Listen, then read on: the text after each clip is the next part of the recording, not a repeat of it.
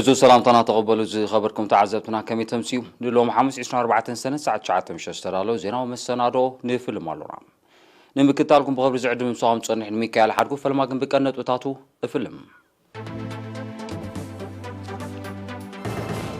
لومي بستقبر مرمراتا سوسان حدن زيكاتات بكورونا فيروس ملكافون كرقاقتن كل سوسان شعات اندما تفانيو اب استفلالي هاقرات زنوبرو زيكاتات من منابي سدرا سوال گنزبا وبركتو گيروم ابنو زوبا لو عن 786 شحنافه حاجز نسرا سوا تمارح ابزيناتات وصايا بمونغو روسيا بريطانيا دبلوماسياو زي مقراو كيف تطر تسليو توغو اب زوبا معرب افريقيا زعبيت كال صحاو صعد كم دوكنت افريقيا اب ماكلاي ماغم بيرو 5 تريكتر حرقا من قطقات ززر زينا فلما حبريتوه كم يسطعنا لومي 24 سنة بموشبي ماكلات زوباتات ماكل عن سبا دوباوكي بحرن بستقبرنا لابراتوري مرمراتات سوسان حرن زيقاتات بكورونا فيروس ملكافوم ترقاقي تلوم كابزيوم 4 حدن بسمرا زوبا ماكل عصرتو شعاته أبكرن زوبا عن سبا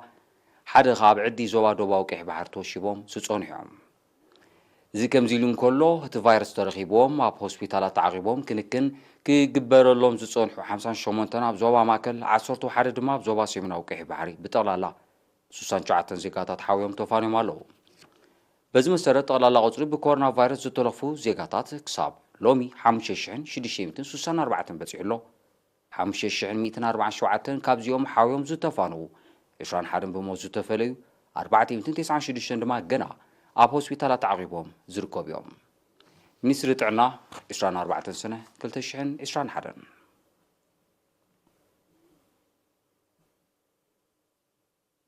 ناب كالزينا مسنسقرم اب هاغرا سكاندينافيا استراليا هولاند كمون حبرات منقسطات امريكا زنبرو زيغاتات بمغنيات 20 سنة مع السماتات ايرترا زكايدو ناي زخر مربات نمنابي سدرا سوات زوعل گنزبا بركتو گيروم بمسرز بصحنا حبريتا تقماتو هاغرات سكاندينافيا مالت شويدن دنمارك نرويج فنلندن بدمر 208 شح كرونر نرويج 260 شح كرونر شويدن اب استفلالي كتماتات استراليا زنبرو بطلالا 29 شحن 224 دولار استراليا نمسسن معكن حدر سماتات كواصون كلو 15 سدرا بيتات سوات نملاي حلفنت وسيدوم 28 سدرا سوات نمموال دما مبصعات يوم اب استفلاليا كتماتات هولاند زنبرو زيغاتات بوغنوم 26573 يورو نمسسان معكن حدر سماتات 1800 يورو دما نمحبحاب سدرا سوات كم زوبركتو كاب امباسي ايرترا اب زهيك زبصحن حبريتا افريطوم زيكازي محبركم ايرتراويان اب اوكلاند كاليفورنيا 24750 دولار امريكا نبرتي كتما جاكسونفيل فلوريدا 130 دولار امريكا محبركم ايرتراويان اب سان دييغو 4599 دولار امريكا اب اتلانتان كبابيان زقمتو دما 25000 دولار وفيمالو زي كمزيلون كلها بنو زوبا لوغو عن 786 شحنافة بملك حجز كاب 12 ممحدارات كبابي نستواتا سدرا سوات تمارحهم اتي سراحتنياتات منغستن اب وصاي زنبرو زيغاتاتن زبركتو گنزب 91 شحنافة اب ممحدار كبابي دق شحاي 95 شحنافة دما ابتن كالوت ممحدارات كبابي كم تخفله وكيل ارينا حبيروم اما حدارتينو زوباتو ابراهام حاغو سابزو سمعو قال كمزي زبل حاجز حيال ملخت سلازلو بزل عالم الكعو كرفالوا زخاخيروم زي كمزيلن كله اب مقركاز نطفو سراحتنياتات منغستي ابلات زباو سراوتن وكلتي سلسته ممحدارات كبابن اما قبر حربنياتات ما توتاوي نطفتات اكايدوم زي كمزيلن كله اب بيت سمرتي مباتان ما كلاين درجه شخاو دبسرات تاسات 2500 تمهارون ممهرانن بزو تساتفو وفرا 1500 فلسطات اقراب كتكلن كله ابلات محبر متحجاز كفلات السراويت 7 نبر دما اما قبر حربنياتات نوزوبا من دفرا تمساسال نطفت كم زكايدو وكيليري حبيروم ነበርቲ ጾሮና እውን ብወገኖም ጥዕና ከባቢ ብምውሓስ ኣብ እዋን ክራማት ብጉለት ጽሬት ዝኽሰቱ ተመሓላለፍቲ ሕማማት ንምክልኻል ወፈራ ጽሬት ኣካይዶም ኣብ ዞባ ናቅፋ ብዝካየድ ጎስጓስን ኣስተምህሮታትን ንቕሓትን ግንዛበን ሕብረተሰብ ኣብ ልክሲ ደም እናበረኸ ከም ዝመጽእ ኣቦ ወንበር ማሕበር ወለንታዊ ለገስቲ ደም ኣብቲ ዞባ ኣቶ ተስፋይ ኢዮብ ገሊጾም ብዕፅረት ደም ተሓልፍ ህይወት ንኸይትህሉ ብዝካየድ ዕቱብ ጻዕሪ ቁጽሪ ለገስቲ ደም እናዓበየ ይመጽእ ከም ዘሎ ዝጠቐሳቶ ኢዮብ ንትፈታት ማሕበር ንምሕያል እውን ንዋታውን ገንዘባውን ሓገዛት ከም ዝግበረሎም ኣብሪሁም ጥዕና ዜጋታት ንምውሓስ ዝግበር ኩሉ መድያው ንትፈታት ብዘይ ንቑሕ ተሳትፎ ህዝቢ ኣብቲ ዝድለ ደረጃ ክበጽሕ ከም ዘይክእል ብምሕባር ድማ ወለንታዊ ልክሲ ደም ንምትባዕን ንምስሳንን ዝተዋሃደ ጻዕሪ ከም ዘድሊ ኣገንዚቦም ቤት ጽሕፈት ሚኒስትሪ ሕርሻ ብንኡስ ዞባ ፍዓበት ንጽጉማት ወገናትን ኣለይቲ ስድራ ደቂ ኣንስትዮን ጨቓዊት ዓዲሎም ኣባልቲ ቤት ጽሕፈት መንሰይ ማሕሙድ ዓብዱላሂ ንኤሪና ብዝሃቦ ሓበሬታ እተን 2,100 ጨቓዊት ብስማዊ ክፍሊት ንጽጉማት ዜጋታት 900 ድማ ንዝተጣየሳ ደቂ ኣንስትዮ ተጋደልቲ ከም ተዓድላ ገሊጾም ኣብ ዝሓለፈ ዓመት እውን ኣብቲ ንኡስ ዞባ ተመሳሳሊ ናይ ዕደላ ጨቓዊት መደብ ከም ዝተኻየደን ኣተባባዒ ውፅኢት ከም እተረኽቦን ብተወሳኺ ኣረዲዮም ክቡራት ተዓዘብቲ ድሕሪ ዝሓፃር መሰጋገሪ ናግራዊ ዜናታት ሒዘ ክምለሰኩም ንምክታልኩም ክትቀጽሉ ደጊመ ብኽብሪ ዕድም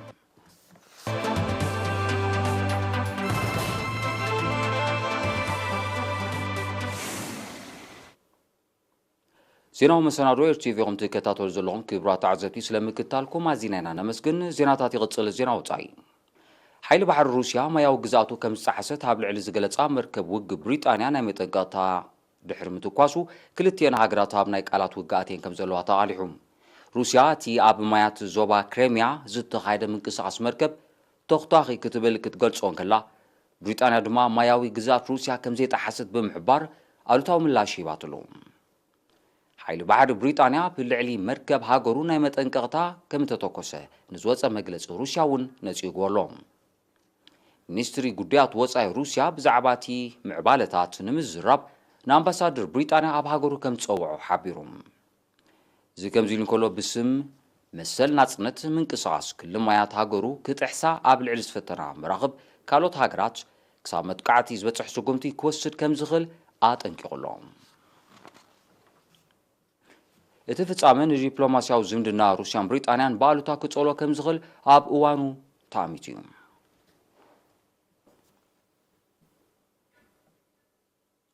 ቶጎ ኣብ ዞባ ምዕራብ ኣፍሪቃ ዝዓበየ ምዃኑ ዝተገልጸ ትካል ፀሓያዊ ፀዓት ከም ዝደኮነት ኣፍሊጣ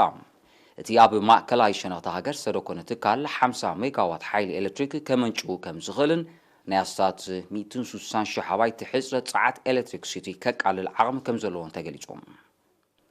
ብዘይካዚ እቲ ግዙፍ ፀሓያዊ ትካል ብገምጋም 1 ሚልዮን ቶን ትፋ ካርቦን ዳይኦክሳይድ ኣብ ዓመት ከጉድል ከም ዝኽእል ኪላታት ሓቢሮም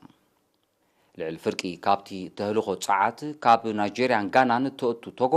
ዝመጽእ ዓመት 20 ሜጋዋት ከመንጭው ዝኽእል ተመሳሳሊ ትካል ክድኩን መዲባ ከም ዘላ ሓቢራላ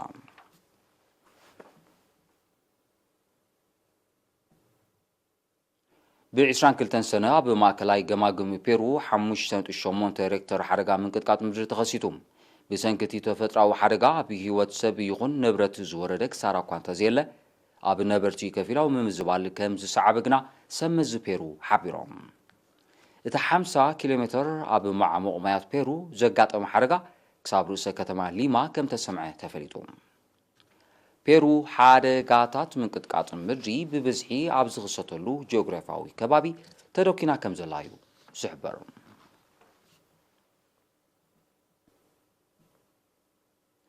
ቻይና ብደረጃ ዓለም ዝነውሐ ዘመናዊ ሆቴል ኣብ ከተማ ሻንጋይ ዶኪና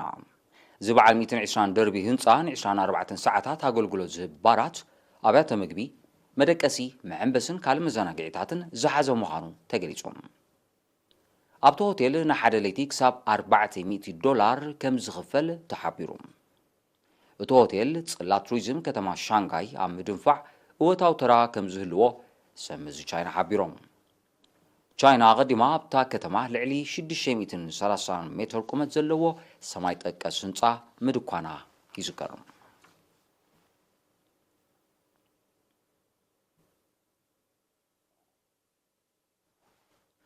ኣብ ሊብያ ተዋፊሮም ዘለዉ ግዳማውያን ሓይልታት ክወፁ ኣቐዲሙ ዝበፅሐ ስምዕ ብቁልጡፍ ክትግበር ሓያላን ሃገራት ኣብቲ ውድብ ሕቡራት ሃገራት ትማል 23 ሰነ ዘካየዱ ኣኼባ ተሰማሚዐን። እቶም ግዳማውያን ሓይልታት ኣብ ቀረባ መጻኢ ክወፁ ከም ዝጅምሩ እዩ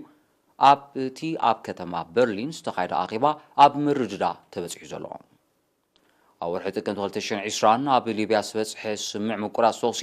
ግዳማውያን ሓይልታት ካብታ ሰሜን ኣፍሪቃዊት ሃገር ጠቕሊሎም ክወፁ ዝብል ነጥቢ ከም ዝርከቦ ይፍለጥ። ይኹን እምበር እቲ ናይ ምስሓብ ስምዕ ገና ኣብ ተግባር ከም ዘይወዓለ ጸብጻባት ይጠቕሱ። ኣብ ሊብያ ልዕሊ 20,000 ግዳማውያን ሓይልታት ተዋፊሮም ከም ዘለዉ ዝሕብርቶም ጸብጻባት እቲ ምትትታው ጠንቂ ናይቲ ኣብታ ሃገር ተፈጢሩ ዘሎ ኩሉ መድያዊ ቅልውላው ምዃኑ የረዱ። እቲ ናይ ምውፃእ ስምምዕ ምስ ዘይትግበር ኣብ መወዳእታ ናይዚ ዓመት እዚ ኣብታ ሃገር ክካየድ ተመዲቡ ዘሎ ሓፈሻዊ ምርጫ ከይሰናኸል ሓያሎ ወገናት ስጋቶም ይገልጹ። ግዳማዊ ወታደራዊ ምትትታው ኣብ ሊብያ ጥራይ ዘይኮነ ኣብ ሓያሎ ሃገራት እውን ጸጥታውን ወታደራውን ጸገማት ይፈጥር ከም ዘሎ ይፍለጥ።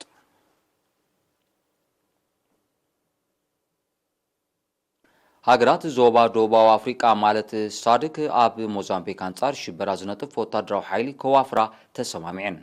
እቲ ወታደራዊ ሓይሊ ብሰንኪ ሽበራዊ ንጥፈታት ካብ 2017 ኣብ ሰሜናዊ ክፋል ሞዛምቢክ ተፈጢሩን ዘሎ ጸጥታዊ ወጥሪ ንምህዳእ ክሰርሕ ምዃኑ መራሕቲተን ሃገራት ትማል 23 ሰነ ኣብ ከተማ ማፑቶ ኣብ ዘካየዶ ርክብ ተረዳዲኦም። እቲ ስጉምቲ ኣካል ናይቲ ኣባል ሃገራት ዞባ ደቡባዊ ኣፍሪቃ ጸጥታ ንምስፋን ኣብ ንሓድሕደን ወታደራዊ ምትእትታው ከካይዳ ዘፍቅድ ዞባዊ ውዕል ምዃኑ ተገሊጹ። ይኹን እምበር እተን ሃገራት ክንደይ ዝኣክል ቁፅር ሰራዊት ክልእኻን እቲ ስምዕ መዓስ ከም ዝትግበርን ዛጊዳ ኣይተነፀረን። ኣብ ሰሜናዊ ክፋል ሞዛምቢክ እትርከብ ማእከል ዕደና ባህርያዊ ጋዝ ዝኾነት ከተማ ፓልማ ቀንዲ ዕላማ ሽበራዊ ምንቅስቓስ ኮይና ምጽናሓ ዝፍለጥ ኮይኑ እዚ ዝለኣኽ ግዳማዊ ሓይሊ ኣብ ከባቢኣ ክነጥፍ ምዃኑ ይሕበር። ብሰንኪ ሽበራዊ ተርእዮታት ኣብቲ ማእከል ዝነጥፍ ፈረንሳዊ ኩባንያ ዕደና ነዳድን ባህርያዊ ጋዝን ቶታል ኣብ ገሲዎ ንዝጸንሐ ናይ ኣስታት 20 ቢልዮን ዶላር ወፍሪ ክውንዝፎ እንከሎ ውድብ መግቢ ዓለም እውን ኣብቲ ከባቢ ዘካየዶ ንጥፈታት ከም ዘቋረጾ ይዝከር። ብሰንኪ ኣብ ሰሜናዊ ሸነኽ ሞዛምቢክ ዝካየድ ዘሎ ተደጋጋሚ መጥቃዕታት ኣብ ውሽጢ ዝሓለፈ 4 ዓመታት ልዕሊ 3,000 ሰባት ክቕተሉ እንከለዉ ኣስታት 800,000 ከም ተመዛበሉ ጸብጻባት ይሕብሩ።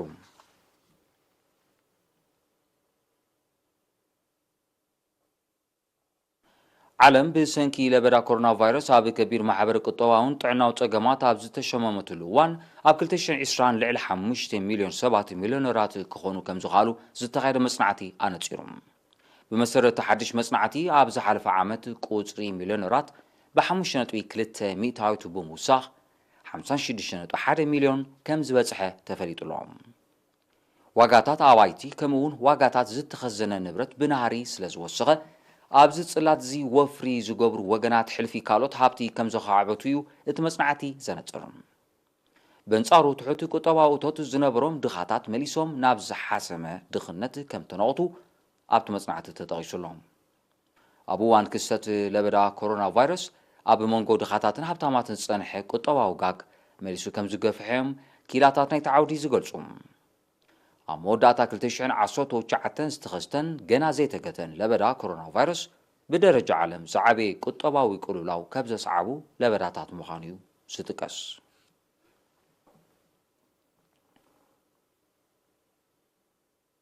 ክቡራት ተዓዘብቲ ነሰዓት ዝተዳለወ ዜናዊ መሰናዶ ንምዛም ቀንዲ ኣርእስታት ዜና ክደግመልኩም።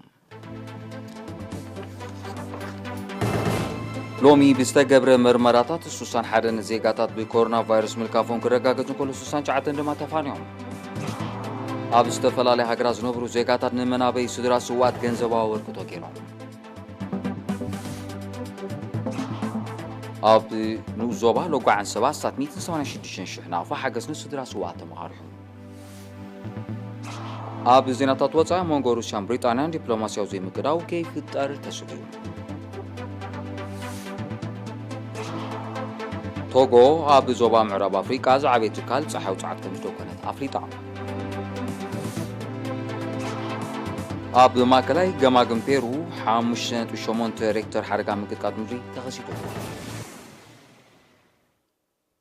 ክቡራት ተዓዘብቲ ነሰዓት ዝተዳለወ ዜናዊ መሰናዶ ኣብዚ ይፍጸም ስለምክትታልኩም ኣዝየ ዘመስግን ስዒቡ ዝቐርብ መደብ ተኸታታሊት ፊልም ማይጨሎ መበል 80 ክፋል ክትከውን ንምክትታልኩም ኣዝየ ዘመስግን ቦገነይ ሰላም